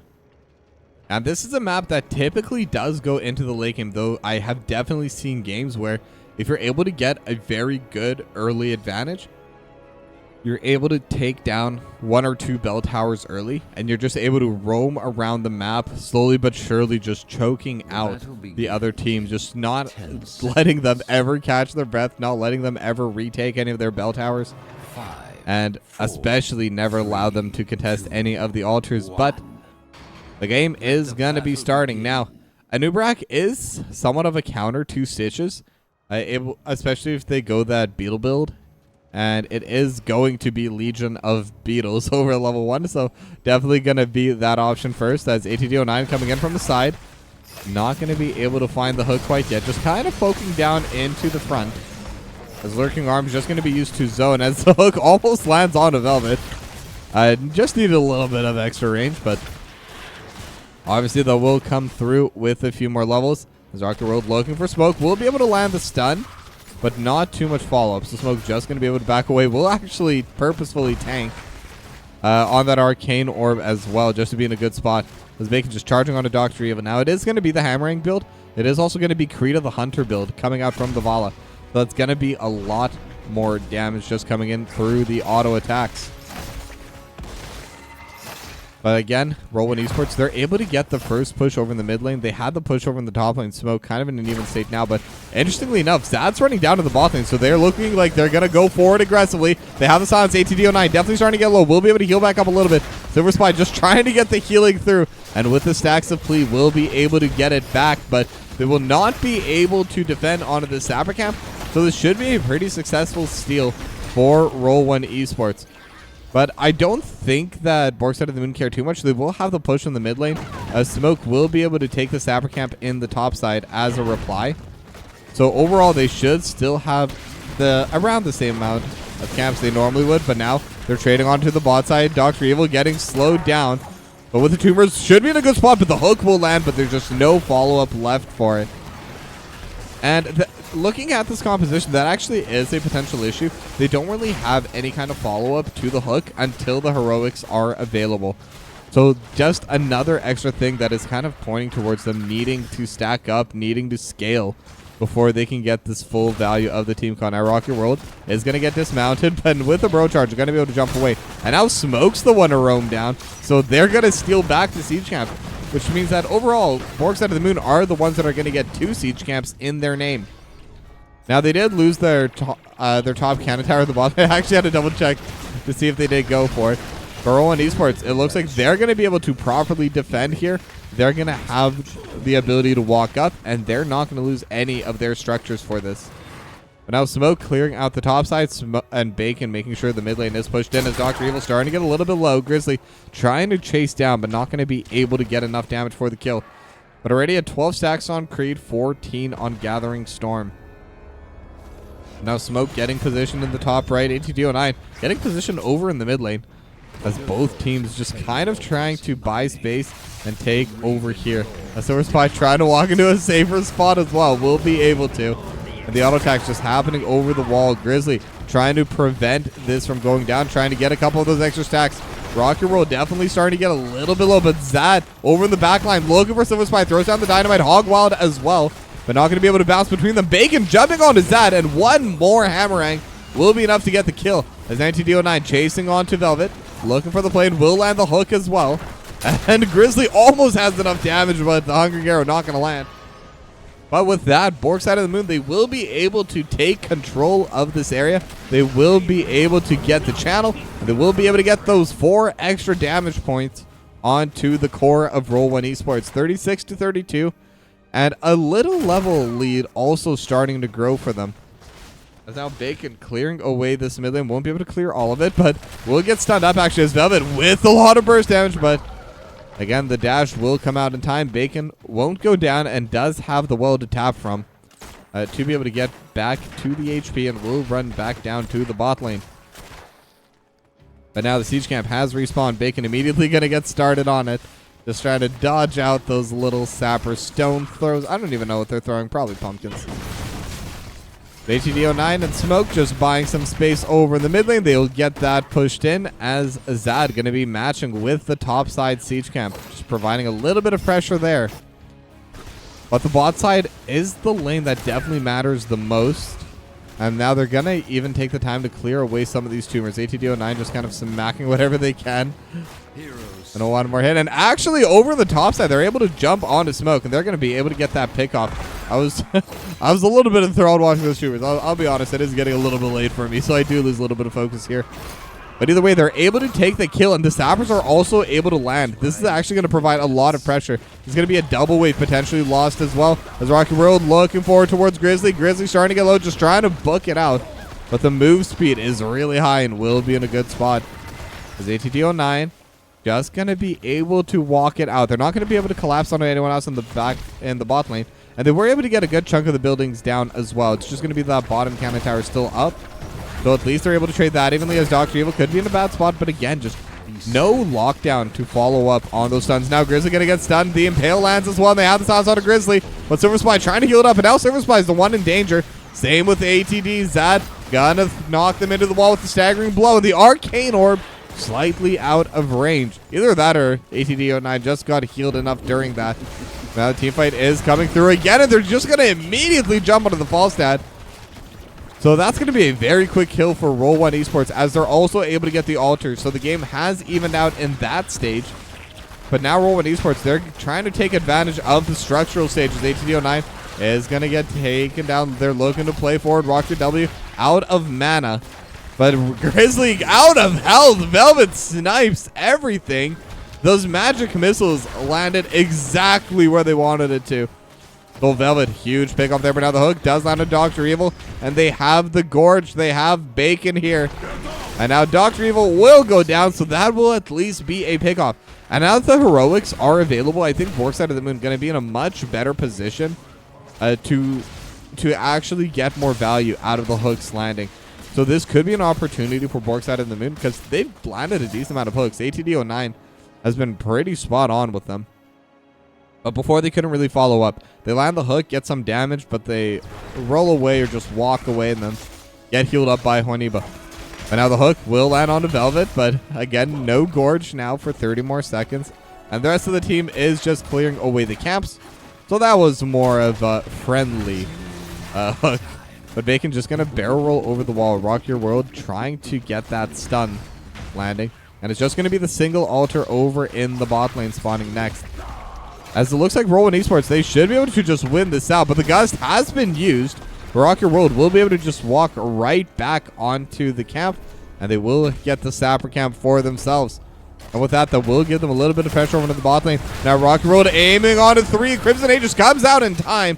And that's what I was talking about, being able to kind of defend from that burst. As now the leap lands onto the backline, but it is just Smoke alone. Gets stunned up into the wall, and the damage, it will be there. Or I say that, but no, will be there, and Silver Spy will follow. That's going to be a 2-for-0 in favor of Roll1Esports, as now they're going to be able to get the altar as well. And they could potentially just try and get more and more in this bot lane push. That's going to be 4 damage, 32 to 28. But ATD09 is here to defend, and so is Grizzly, trying to get the anti-heal out. So they will at least be able to defend slightly there. But now Zad gonna be just bouncing back and forth, doing hog wild things and hogger things overall. As the Dynamite's gonna land, and with a stagger blow and a couple more autos, Zad's gonna be able to take that as Bacon getting jumped upon in the mid lane by Rock2World, but not gonna be able to find the target with that bro charge. But Zad has the push in already, and the rest of the squad is grouping up. This could be a top bell tower going the way of Roll1Esports if they play this right. And now the hog wild coming through. They have the bro charge into the impale lurking arm as well, and just so much burst damage coming out from Roll1Esports. Now they don't have the variant this time around, but their single target pickoff comp is working out anyway.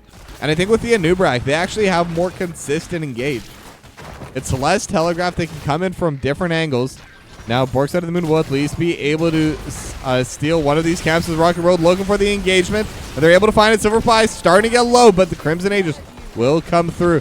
And now it is still 4v5, so this isn't a fight that Bork Side of the Moon really want, but Grizz64 will be able to get the Rain of Vengeance and at least prevent them from chasing back onto this. But Smoke, kind of caught in a bad spot, has to shove out this top side. And this wave is probably the single worst spot for that. And now the hook does land on a Rock2World, but this might not be an easy pickoff. Now they have the Rain of Vengeance, but again, with a bro charge, just going to be able to jump away immediately. Very difficult target to lock in, especially without the gust coming through. If they had Bacon's gust to pull them even further back, as Rock2World getting hooked again. But again, the altars going the way of Roll1Esports. That's going to be a lot of damage. They're already down to 18 health with that. So that's going to be 10 health. All right, 10 damage going into the Bork Side of the Moon's core. It's 32 to 18. And they have the walls finished off in the top side. They have the walls finished off in the bot side. And now they're looking to fight Rock2World. Positioning forward. They have the Cocoon on a Silver Spy. As ATD09 just trying to buy some space in the backline. But they're still looking onto the healer. They have the Maw, as the Gust was used defensively. Now the hook does land into Rock2World, but doesn't matter. Silver Spy is going to be the first to go. Now Smoke is there in the background. They have the leaf. They're looking towards Juaniba, but they're not able to trade a Grizzly in a bad spot. A couple more autos, and the teleport from Velvet is going to be the last bit of damage that is needed. And now with that, they stole the Sapper Camp. They got the 2 for nothing. The hook will land, but again, it's Rock2World, not the target they want. And this will be a very good moment for them to push. They could definitely get that second bell tower. 2 of the Sappers land. There's the third. And with the lurking arm, they're going to be able to zone away ATD09 and take both the bot bell tower and the top one. Now the top one should be coming back soon, as ATD09 are going to be able to gorge onto Rock2World. But again, with a bro charge, just able to safely back out. They don't have the follow-up they need for the gorge. Now the top bell tower in the meanwhile was retaken by Bork Side of the Moon. And this was definitely the opportunity for them to try and even out the game a bit. But because we're on esports, they were able to take the full advantage, and they're able to get that bottom bell tower, and that's the position they want to be in.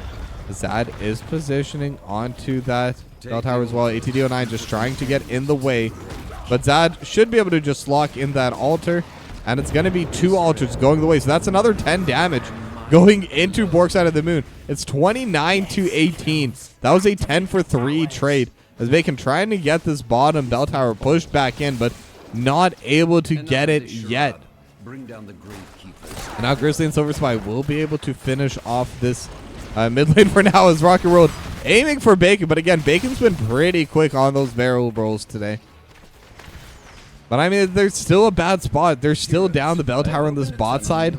They already have another Sapper Camp pushing in, and if they're able to land that Sapper Camp, one more altar could do it, as they're looking for ATD09. They have the root, they have the stun, but not going to be able to fully engage onto it. The hook does land, and now this is the target they want. They have Velvet, they have the Gust. Grizzly going to land the Rain of Vengeance, but not going to even going to be needed, and that's the pickoff they needed. So now with this, they should be able to take down at least this bottom bell tower. The Sapper Camp not going to be a threat to them at all. They'll be able to clear this out, and now Rock2World will use that burrow charge to get away again. And I guess that's another reason why the Anubrak is so good into the Stitches, because it's not a hero you really want to catch. Because even if you do, even if you gorge, unless you have a lot of follow-up, which granted that is a bit of a drafting issue that Bork Side of the Moon did have this time around, it's still difficult to lock down because it needs to be tick perfect. Otherwise, you do end up losing out on the value of the... because the road charge from Rocket World will just be able to escape at any point. Now the altars are spawning. It's 5v5 on the top side. And I think Bork Side of the Moon, they need to play aggressively. They need both of these. But now the Hortipult has been used by Zad to buy a little bit of space. The hook hasn't landed. Juaniba could be in a bad spot, but now they're aiming towards Rocket World. The Cocoon has landed to the back line. Zad just spinning to winning. Silver Spy is going to be the main target, and that's the worst target. As the Leaf and the Gorge, they lands at the same time. Now they do have the guts, so they could trade it back. Dr. Evil will go down. The Devouring Maw is in the back line as now Juaniba gets hit. I'm sorry, that was the Zagreus, not the Juaniba, but they're able to take down two of them. Meanwhile, it's just Smoke in the back line. Just the two frontliners left alive. And I believe that might be game. Velvet looking towards Smoke. Just needs a couple more hits. The Impale will land one more auto, and that'll be it. And it's just ATD09 trying to survive. Juaniba and Zad with the Lurking Arm, with the Hog Wild as well. Just need a few more hits. Dynamite not going to land either. ATD09 just trying to buy as much space as possible. But actually, the right altar not going to be there. So they will be able to get this one. It will be 4, but the boss is up for them as well. Juaniba and Velvet need to start grouping together. If they're able to finish off this boss, that will be game. So Roll1Esports is going to be in a really good position to end this here and now. Now Silver Spy needs to run up to the boss, but I don't know what Silver Spy can really do here. I don't think they'll even get there in time. It is going to be game 3 and the series going to Roll1Esports as they're able to get their revenge for the first time they met.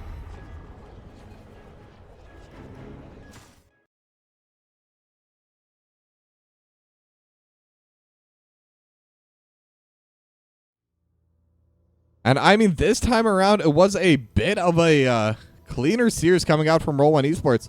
Games 1 and 2 were very close, but that game 3 was just very one-sided.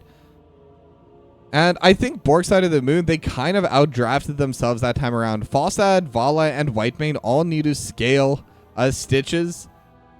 Did land a lot of hooks on the side of ATD09, but just not really able to have any follow-up until those heroics came out for the rest of the team. They landed the hooks, but there was no Rain of Vengeance. They didn't have the Gorge. No lockdown from any of the teammates in that 4-core in the bot lane. Until they did hit those heroics, but by that point, Roll1Esports took a massive lead already, and were just able to push it in. And now with that, let me get that interview going, and at the same time, let me get that giveaway started for you.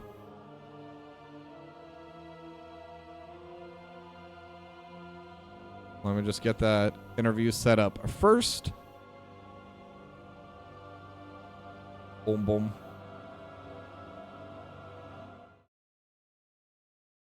Boom.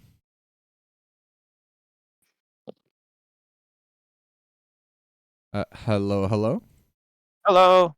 I'm Velvet. I know my name in here doesn't match it, but All right. Well, Velvet, welcome to the interview, and congrats on your 2-1 victory over Bork Side of the Moon. How does it feel? Sorry? How does it feel? Oh, feels good. It's fun. It was a fun night. Some close games.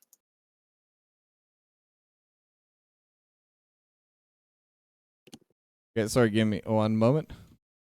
Sure. All right, there we go. But so you managed to win this, and I mean, last time you did face off against Bork Side of the Moon, they did win 2-0, but this time not only were you able to come out on top, you also took them to Dragonshire, the map that they beat you on first. So was that part of the plan? Yeah, I mean, maybe I'll reveal this. I know the most of the division knows this. Dragonshire is one of our best maps. It's losing on it once doesn't inhibit our confidence on the map. We play it well, we call it well. We know individually, we all know how to run the map. So Rock could miss a call and we'd still all know where to go. All right. Well, I mean, It's a confident map for us. So well, it was definitely showing up there. I mean, the confidence was sky high, and you ended up coming out on top there. Now, both games 1 and game 2 were pretty close, but that Towers of Doom game, it felt to me like you managed to get a lead pretty early, and you were able to kind of sustain it the whole way through for a pretty clean and relaxed victory. Now, did that feel the same way over for your team? yeah, I they played it well. I just feel like they didn't have the right CC for the Stitches follow up, because if they'd had like a Stukov or a Malfurion to pop something down to stop somebody after the hook or to stop someone after the gorge, then maybe it would have been different. But it felt like we were getting away from hooks and gorges more often than we should have. So they did have some good hooks that, stalled us out a little bit, but I felt like the follow up wasn't quite strong enough for what it was. Yeah. I mean, I think I probably agree with you. I mean, ATD09 definitely landed a decent amount of hooks, but it seemed like no matter who they hit, especially when it was Rocky Road just being able to burrow charge out, not a lot of sustainability able there. Now, do you think it was Yeah. just the draft issue, or do you think there was also part of it to do with the play itself?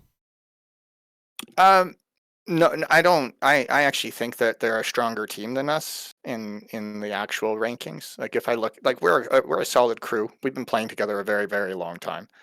But I do think they had more potential to outplay us in the long run. Not even trying to be modest, just recognizing like they have a really strong squad, and it's shown this season. Like they have a strong win rate this season. So Yeah, no, I um, mean, I agree with you to some extent, but I'm going to have to fact check you on that. Because you actually have the better win record, you have the more points, less matches played, and with that win, you actually take first spot in Division B West. hey, that's cool. Surely We Scale Nice. could still catch up to you. They're only 2 points behind, and they still need to Yeah. play their 9th game. So they could take that number 1 spot from you with the same number of games played. But right now, you're definitely up there in the top 2 for this week. Hey, that's cool. You can tell I really pay attention. Yeah. I get off work and I'm like, oh, we're playing games? Awesome. Hey, let's go. Well, I mean, Div B West, I mean, I'm sure you'll agree with me. This is a very, very competitive division. I think this might be the most competitive it's been since I've joined NGS. I don't think I've been in a closer division. And even if you look at the win rates, like the last place team could still win against anybody, because playing into them, we felt like they were a strong team that just has been stumbling occasionally here and there. Like everybody is equal playing ground. It's pretty cool. Yeah, exactly. I mean, I think that's what makes it fun to watch. And I mean, playoffs are going to be starting soon. And I believe Macro Machines is already mathematically just out of the running. So you are guaranteed playoffs at this point. I think everyone except Macro Machines is going to be in the playoffs. But having that top 2 spots, it will give you a bye in that first week. So is that something you think is really important to your team? No. No, we'll play. When a match comes to us, we play it. We plan for it. One of our team's best strengths is our prep time. We have 2 very good planners, and they work very, very hard prior to a match to get us ready and understand what we're supposed to be doing. And as the season's gone, we've gotten better. I'm a healer main, so playing damage is very new to me in a lot of ways. So this has been fun for me learning a different position, and I'm sure fun for my team trying to figure out how to draft for me in that position. So it's been interesting. Yeah, for sure. But I mean, I have 2 more questions, I guess. But for the playoffs, is there any team specifically you would want to play? Let me look at the group. So it's Clouded Minds, Bork Side of the Moon, Surely We Scale, Bunker Fun Time, and Magnitude Aftershock. just trying to remind myself of who's on which roster here. Because that's the thing. I never remember the team names as well, but I certainly remember the players um, a lot more. There's a team I'd want to play, but not because of a skill thing, but because we've played them a lot and I like playing them. They're fun. So Fair enough. I mean, yeah, I think that's really what it comes to is there's a lot of teams here that I like playing into. Surely We Scale is fun to play into. I like those guys. They're a lot of fun. Honestly, Bork side, I like this team quite a bit. They're a lot of fun to play into. They always bring challenges and stuff. I'm pretty sure we have a good league. Everyone's pretty friendly. yeah, I Uh, 100% agree with that. it's pretty tighter group of people and a lot of names that are common across the league. So it's been here for multiple seasons and stuff. And so if I had to call out a team to face specifically, I don't know. All right. Well, I mean, it just sounds like Tigers team. Tigers team. All Tigers right. team is good. Clouded Minds. Yeah, they're all fun. Yeah, well, that's what I was gonna say. It sounds like you don't really care who you play; you just want to play the games, and I mean that's a really good mindset to have going in, and I respect that a lot. Thank you. Yeah, I think it's healthy to just enjoy it while it's here because you know this B West is a treat. Like I really appreciate NGS for putting it together because we weren't originally going to have a B West. We were just going to be B, and then we wouldn't have been playing. Like our team would have dropped out Yeah, because we completely cannot. understandable. Yeah, we cannot schedule East Coast. It just does not work, and we're not going to ask the East Coast teams to schedule West because they don't want to stay up that late. So, um, I very much appreciate that this is it and recognize this might be the last hurrah for a Western team. So we're kind of just enjoying it while it's here. All right. I mean, that's a good attitude to have. But one final question. I always ask everyone this. Are there any shout outs you'd like to give? Is there anything you'd like to say to all your fans out there? Sure. Hoku plays with us sometimes, gets to play. We get to play against Hoku sometimes, has been supporting us lots. I was told by Doc to shout out Spectrum and Cypher as well. Big shout out to Oz, our sponsor, and to Poe and Mongoose, our team's bench warmers. They sometimes jump in when we need them, and I really very appreciate that when we need an extra person to fill a seat. And shout out to you for casting, and of course to our opponents. They really brought it to us tonight. It was a lot of fun. All right. Well, I was glad to show that game. This was an absolute banger series. Well, and thank you for coming to the interview, and congrats again on your 2-1. Thank you. Have a great night. You too. Bye-bye. So yeah, with that, as you saw in chat, I have posted the last little bit of the giveaway. And Dr. Evil, by the way, thank you very much for your Prime sub, reaching that a new record high 36 subscribers for this channel. We'll very much appreciate that. And now the giveaway is ongoing, and we have 3 people that have joined: Vendrick, Voriel22, and the one Arco. If anyone else is still trying to join, please let me know ASAP. If not, in exactly 3 minutes from now, which will be 9:58 Pacific, I will be doing the roll, unless someone else tells me otherwise. So just gonna leave that out in the open for a little bit. Just gonna buy a little bit of time because obviously there is still the delay that I am well aware of. Congrats on the goal. Thanks, Dr. Evil. I'll be honest, I move the goal a lot. But that's mostly because I'm just trying to see how high the record we can push here. I think we're in a good position to do that. Oh, and we do have a 4th person. Hoku has signed up as well. So Hoku, if you're listening to this as well, you are in the giveaway. And the one Arco, thank you very much for the follow. Yeah, 36 new subscriber goal. Gonna be raising it up to 37. I'm just trying to see how high we can push this record. And honestly, I'm still very floored by the support I've been getting from everyone here. So thanks to everyone for tuning into these games. I'll be honest, when I said 100,000 points, I didn't think we'd be able to hit it. But not only did we hit it, we still have, I think, like 8 days to spare. So just kind of unreal to me. I didn't think that many people were watching it. I didn't think that many people were paying attention. And like, I don't know. I'm glad I joined NGS. I know I'm still pretty new here. I haven't even finished a full year yet. But it's been a blast. I've been having an absolute amazing time casting all these games. I'm planning on continuing this. By the way, this is by no means a goodbye speech. This is a thank you speech. I want to be part of HOTS as long as I can, as long as HOTS is around. I'm hoping it'll be coming back into the mainstream, at least in the mainer stream, you know? And if it does, I'll definitely be there. And if it does get shut down, I'll be there on the last day, casting whatever games I can, maybe even hosting my own tournaments. We'll see. There's still a lot to be done here. That's how I see it. But yeah, we hit 100,000 points.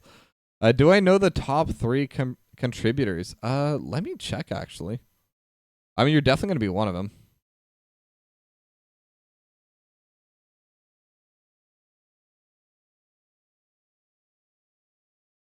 Okay, let me quickly check that. I'm still waiting for people to join.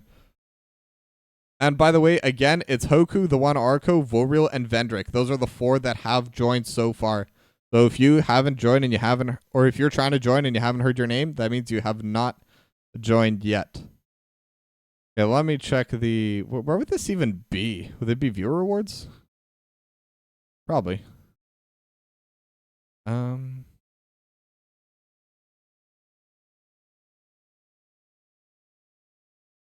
Yeah, I don't know. I'm going to mark it as complete. But yeah, no, I can't see the contributors. I mean, Voril and Vendrick and Hoku, I think you 3 are the top 3 contributors, at least from what I've been seeing. But again, thanks everyone for coming in for this. But okay, since no one else has joined, I will be doing the giveaway. So let's get ready for it. Gonna close the giveaway. And then we're gonna draw the winners. And it is gonna be Vendrick. So congratulations to Vendrick. 1 in 4 chance. You won the free t-shirt. DM me on Twitch your Discord. I'm not going to be doing this tonight, but I will reach out to you tomorrow and get that giveaway going. So again, thanks everyone for hitting the 100,000 points. I genuinely didn't think we could do it. I genuinely did expect that much support coming through for this NGS season. But one thing I can tell you is it's going to be first of many giveaways. I plan to continue doing this because the way I see it is every time I do one of these giveaways, I buy a shirt. Part of that money goes right back into the NGS. Everyone wins, you know? So I got to see if I can do that. And who knows? Maybe I'll do a jersey next. We'll see. We'll see. Got to think about it. But either way, thanks all for coming. Y'all have a good night. And I'll be live again tomorrow at 6 Pacific with a guaranteed single header, depending on how the night goes. Maybe a double header, depending on how long the first series goes. But either way, see you tomorrow and have a good night.